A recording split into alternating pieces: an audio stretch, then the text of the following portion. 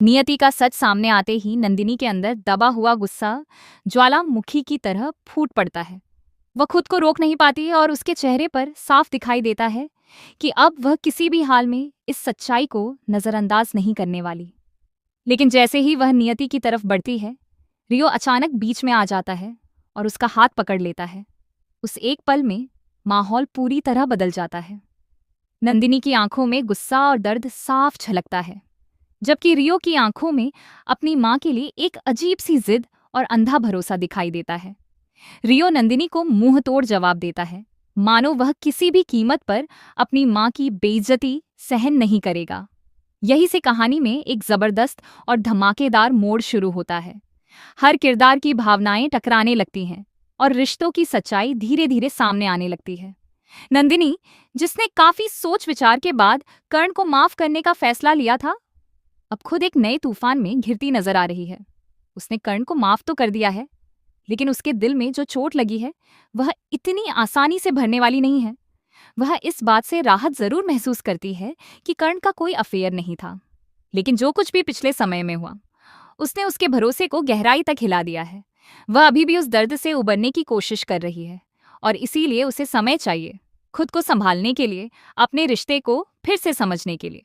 दूसरी ओर वीरानी परिवार में एक अलग ही माहौल बना हुआ है। परिवार के सभी लोग चाहते हैं कि अब और देरी न हो और तुलसी तथा मेहर की शादी जल्द से जल्द हो जाए। सबको लगता है कि यही सही समय है जब पुराने दुखों को पीछे छोड़कर नई शुरुआत की जाए। लेकिन तुलसी इस फैसले से पूरी तरह सहमत नहीं है। उसके दिल में कई सवाल हैं, कई डर हैं जो उसे इस कदम को उठाने से रोक रहे हैं। वह गुस्सा भी करती है, नाराज भी होती है और अपने बच्चों पर भी अपनी भावनाएं जाहिर करती है। इसी बीच गौतम आगे आता है और अपनी मां को समझाने की कोशिश करता है। वह उसे एहसास दिलाता है कि कभी कभी जिंदगी में आगे बढ़ने के लिए पुराने घावों को पीछे छोड़ना जरूरी होता है। धीरे धीरे तुलसी का दिल पिघलने लगता है, लेकिन असली मोड़ तब आता है जब परी अपनी बात सामने रखती है। परी साफ कहती है कि अगर तुलसी शादी के लिए तैयार नहीं होती तो वह भी अपनी जिंदगी में आगे नहीं बढ़ेगी। ये बात तुलसी के दिल को छू जाती है। वह समझ जाती है कि उसके फैसले का असर सिर्फ उस पर ही नहीं, बल्कि उसके बच्चों की जिंदगी पर भी पड़ रहा है। आखिरकार अपने बच्चों की खुशी को सबसे ऊपर रखते हुए तुलसी शादी के लिए हाँ कर देती है। इस फैसले के साथ ही परिवार में खुशी की लहर दौड़ जाती है। सभी लोग इस नई शुरुआत को लेकर उत्साहित हो जाते हैं। लेकिन कहानी यहीं खत्म नहीं होती, बल्कि असली ड्रामा तो अभी बाकी है। परिवार एक साथ डिनर पर जाने का प्लान बनाता है ताकि इस खुशी को सेलिब्रेट किया जा सके। इसी दौरान रियो भी अपनी मां नियति से कहता है कि आज बाहर डिनर करेंगे। सब कुछ सामान्य और खुशहाल दिखता है, लेकिन इस खुशी के पीछे एक बड़ा तूफान छिपा हुआ है। डिनर के दौरान ही नियति का असली चेहरा सामने आने लगता है। वह जानबूझकर ऐसे हालात पैदा करती है जिससे कर्ण और उसका पूरा परिवार उसके सामने आ जाए। उसका मकसद साफ है, सबको एक झटका देना और खासकर रियो को सच्चाई के उस हिस्से तक ले जाना जिसे वह अपने फायदे के लिए इस्तेमाल करना चाहती है। नियति एक खतरनाक खेल खेल रही है। वह रियो के कंधे पर बंदूक रखकर अपना बदला लेना चाहती है। उसके मन में तुलसी और पूरे परिवार के लिए नफरत भरी हुई है और वह उन्हें पूरी तरह खत्म करने का इरादा रखती है। वह रियो के दिमाग में जहर घोलने लगती है। वह उसे यकीन दिलाने की कोशिश करती है कि उसके असली पिता की मौत के पीछे तुलसी का हाथ था। यह सुनकर रियो के अंदर भावनाओं का तूफान उठने लगता है।